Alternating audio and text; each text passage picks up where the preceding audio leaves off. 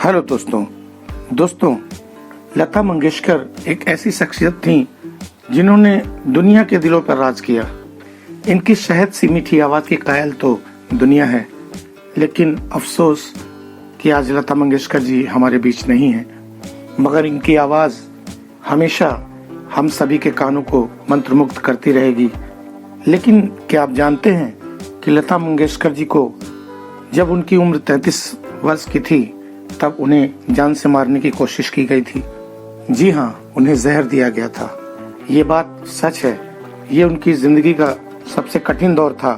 ये बात उस समय की है जब लता मंगेशकर 33 वर्ष की थीं और सुबह उठते ही उन्हें बहुत सारी हरी हरी उल्टियां आने शुरू हो गई और उनके पेट में जबरदस्त दर्द शुरू हो गया।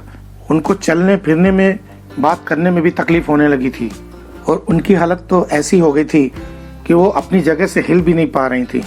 फिर फटाफट डॉक्टर को बुलाया गया। डॉक्टर ने उनको दवाइयाँ तो दी उस समय, मगर बाद में उनकी जांचें हुई तो पता चला कि इनको जहर दिया गया है।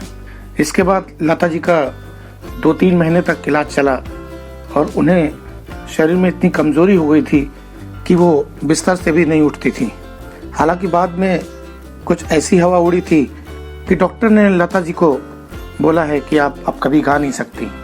मगर बाद में लता जी ने अपने एक इंटरव्यू में इस बात का खंडन किया और उन्होंने कहा, नहीं, डॉक्टर ने ऐसा कभी नहीं बोला था मुझे, बल्कि डॉक्टर ने मुझसे ये जरूर कहा था कि मैं आपको ठीक करके रहूंगा। लेकिन मैं ये आपको स्पष्ट कर देना चाहती हूँ कि मैंने अपनी आवाज़ नहीं खोई थी।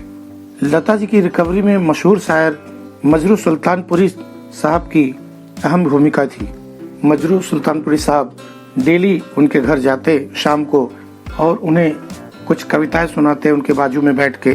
और मजरू सुल्तानपुरी साहब उस समय काफ़ी व्यस्त भी रहते थे, मगर उस व्यस्त समय से कुछ समय निकाल कर वो लता जी के पास जाते थे और उनको कविताएं सुनाकर उनका मन बहलाया करते थे। और तो और उनके लिए जो खाना बनता था सिंपल सा, उस खाने को भी पहले वो चखते थे, उसके बाद उनको खाने को देते थे।